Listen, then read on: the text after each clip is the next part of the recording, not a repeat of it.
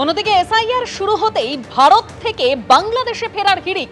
স্বরূপনগর থেকে আরো 4 জনকে গ্রেপ্তার করা হয়েছে। গত দুদিনে শুধু স্বরূপনগরেই গ্রেপ্তার 80 জন, আর এর মধ্যে আরো 4 জনকে গ্রেপ্তার করা হলো।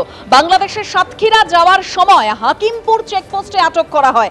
বৈধ নথি দেখাতে না পারায় 4 জনকে গ্রেপ্তার করে বিএসএফ।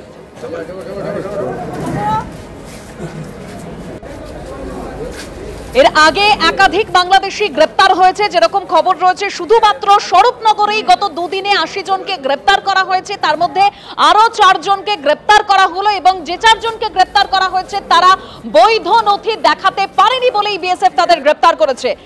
এসআইআর শুরু হতেই ভারত থেকে বাংলাদেশে ফেরার হিড়িক।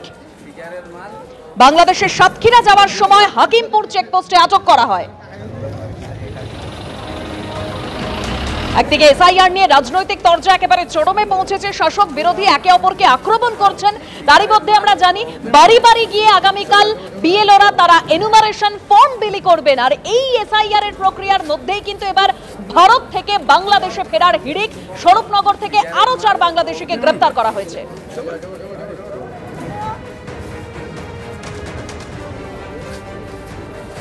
উত্তর 24 পরগনার স্বরূপনগরেই গত দুদিনে 80 জনকে গ্রেপ্তার করা হয়েছে।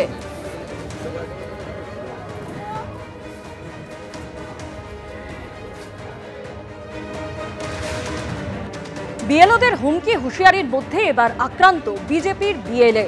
কোচবিহার 1 ব্লকে বিজেপির বিএলএদের উপর হামলা, মারধরের অভিযোগ।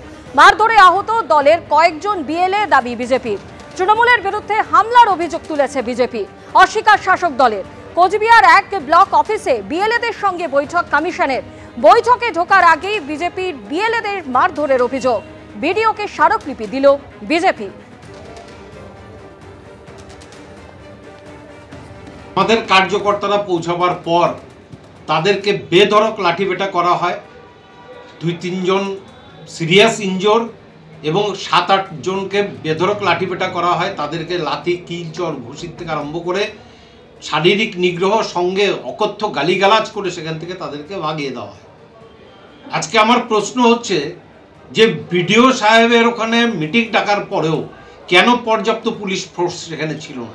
চাই যে ইলেকশন কমিশন দ্রুত এই বিষয়ে পদক্ষেপ গ্রহণ করুক। পাথরের ঘটনা ঘটেছে এমনটা আমাদের কাছে খবর নেই, এটা বচসা হতে পারে।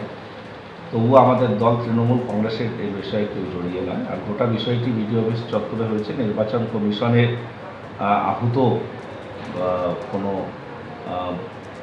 ওয়ার্কশপে বা ট্রেনিং সংক্রান্ত কোনো বিষয় হতে পারে। এটা নির্বাচন কমিশনের পক্ষ থেকে কেউ বলতে পারবে। এই ব্যাপারে আমরা অবগত নেই। তবে আমাদের দল তৃণমূল কংগ্রেসের কেউ এই ঘটনা বা এই ধরনের কোনো বিষয়ের সঙ্গে জড়িত আছে বলে আমার মনে হয় না। বিএলএ 2 আক্রান্ত হয়েছে, গ্রেপ্তারও করেছে অনেককে।